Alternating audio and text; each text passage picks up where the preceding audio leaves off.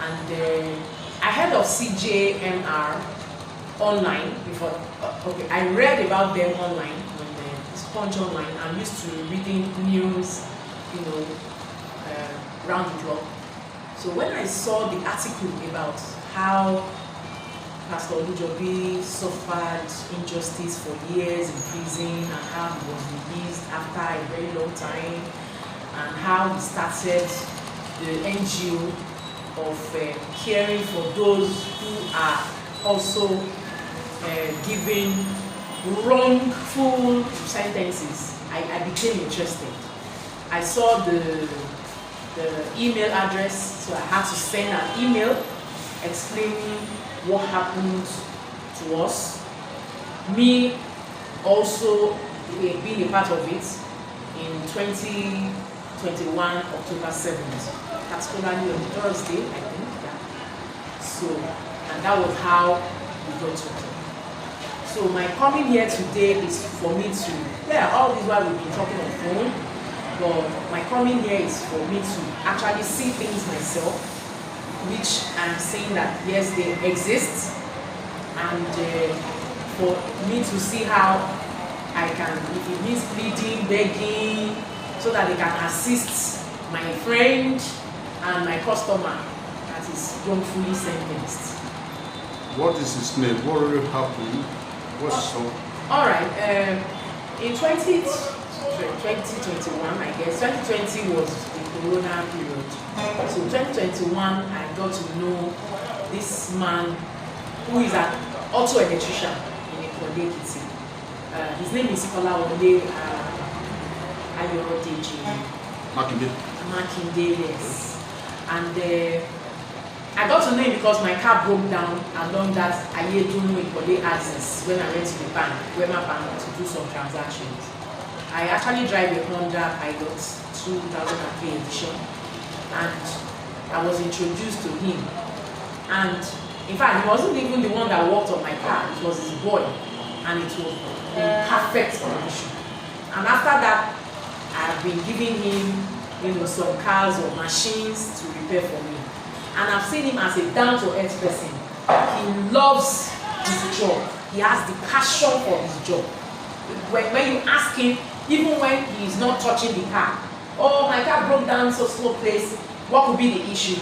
He would start asking whoever is the electrical person or mechanic to touch this, touch that, touch this, touch. Before the person will touch like 4 to 5 things there, that car will come back. So he has passion for his job. He has so many of all these equipments for detecting car issues, machine problems and all that. And it's all been like that. Up until October 7th, on Thursday in particular, I just came back from Lagos because of course I still have my job in Lagos, but because of my son that schools there, I have to be there to make sure that he is properly doing what he's supposed to do in school. So I just came back from Lagos on the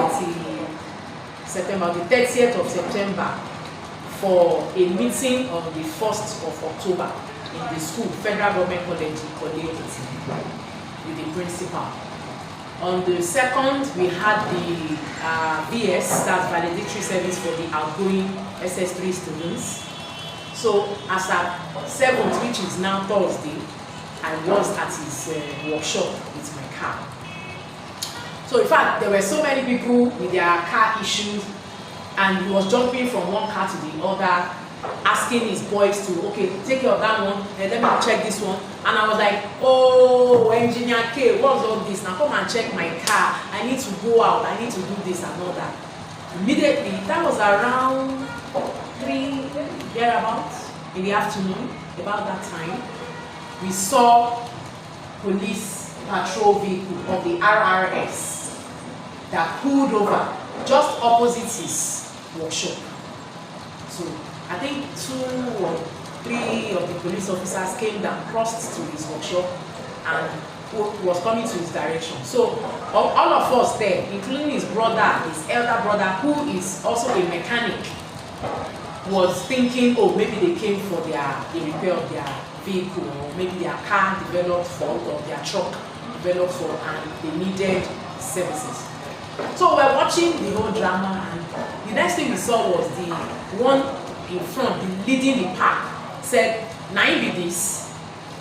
Meanwhile, apart from the RRS truck, the local police division truck also pulled over behind the RRS truck.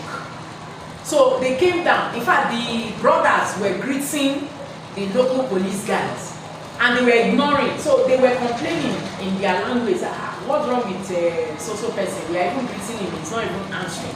Because of course they are friends in the community.